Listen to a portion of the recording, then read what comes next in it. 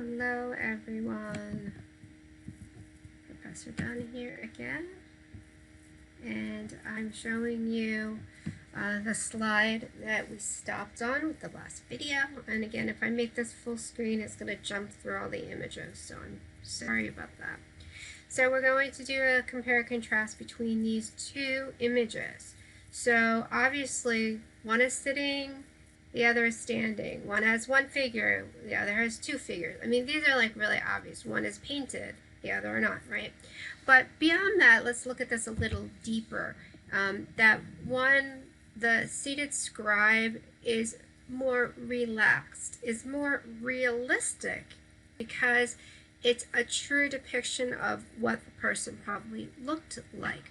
Where the other two people, this sculpture over here, is a very idealized image of the pharaoh and the queen. They're very symmetrical and static, very stiff in the way that they are made. And they're idealized because they're made to look as perfect as possible, right? The muscles, everything, perfect as possible. Where this guy over here, the seated scribe, he's got a little bit of a belly. He looks a little older. And this is actually to indicate the wisdom that he had and the knowledge that he had, because not very many people knew how to read and write at this time. So this is going to bring us to the Middle Kingdom. And we see that in the Middle Kingdom, we also have a more naturalistic kind of depiction of the pharaoh here, where he looks a little older. He has kind of big ears. He looks a little like he has bags under his eyes. Now his nose is missing and parts of his ears, because look how old this is. You know, this is circa 1836 to 1818 BCE. I mean, that's a long time ago. So over time, this has been damaged. We also have a tradition that was in Egypt that when a new pharaoh came into power, they would go around and they would deface images of older pharaohs to say that they were the pharaoh now. So it could have actually been defaced when a new pharaoh had come into power, but it's more likely it's just really over time this was damaged. So he's got, you know, the bags under the eyes, looking a little older, kind of weird big ears. He's got the headdress and the cobra, indicating he's the pharaoh. And it's thought that maybe he actually wanted to be depicted this way, a little old, a little tired looking, to show the gods how much he had worked for Egypt, how he had dedicated his life to trying to better Egypt.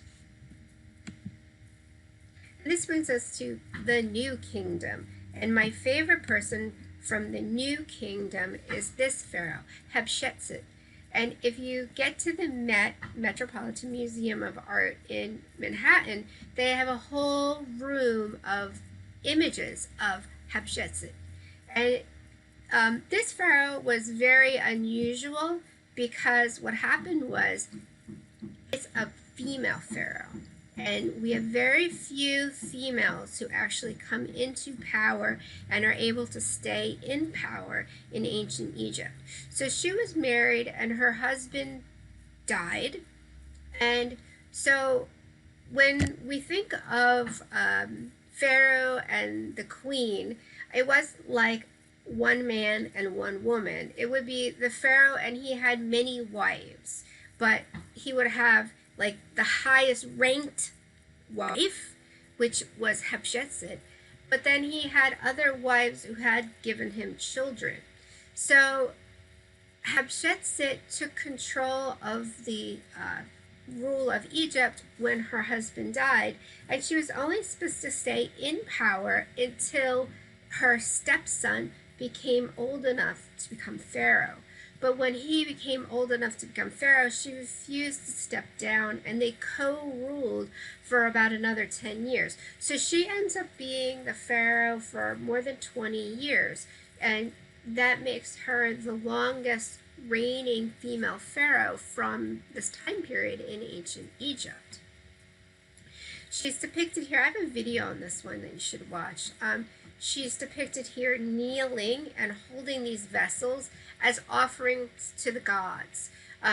When the sculptors were asked to make this image of her, it was a conundrum. They didn't quite know how to do this because there are no female pharaohs. In fact, at this time period, there wasn't even a word for queen. It was the wife of the pharaoh. So women really didn't have a high position in ancient Egypt, certainly higher than some other civilizations, but not as high as we would think, in comparison to today. And so here she is. She's actually kneeling in a fairly uncomfortable position with her toes like this, making this offering to the gods. She's not very masculine, right, because she's female, so she doesn't have a lot of arm muscles here, but she also doesn't have really any indication of breasts. And this is because the sculptors are trying to come up with an idea. How do we make this female pharaoh look like a pharaoh? So they actually make her look more masculine. She had this tomb built in her honor, and she was a good ruler. She expanded Egypt. She set up different trade routes. It was a relatively peaceful time when she was in rule. And so she was able to make this funerary temple that was quite amazing. So the mountain here used to come out like this, and this is all carved out of the mountain. So they literally carved into the mountain to make this. And these are people down here, so you can see the size. And when you go up into this, you can go into it and the rooms in it. And this is created so that she would be buried there. But she realized that when she died, that probably people would have issues with her ruling and would come in, into her tomb and destroy things. So she was buried not here, but some miles away from this site in another tomb.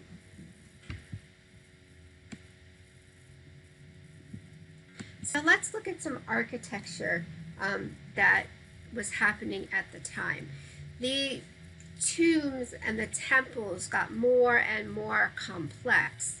So what I want to do is actually want to focus on how the columns here are starting to be developed in ancient Egypt. And so here we can zoom in on the remains of one of these columns.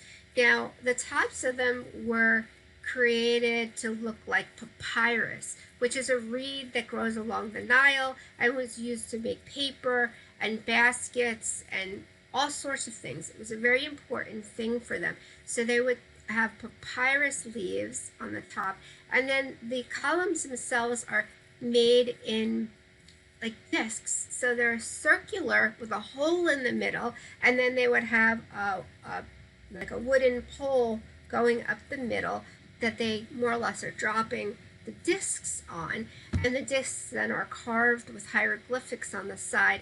And when they were originally made, they would have been painted in bright colors, but over time the paint has worn away. These are important. We'll come back to columns like this because we have the ancient Egyptians. From the ancient Egyptians, we have the ancient Greeks and the ancient Romans, and then into even the Byzantine time period and into the medieval time period, all having this lineage of these columns. Oh, good. I'm gonna stop this.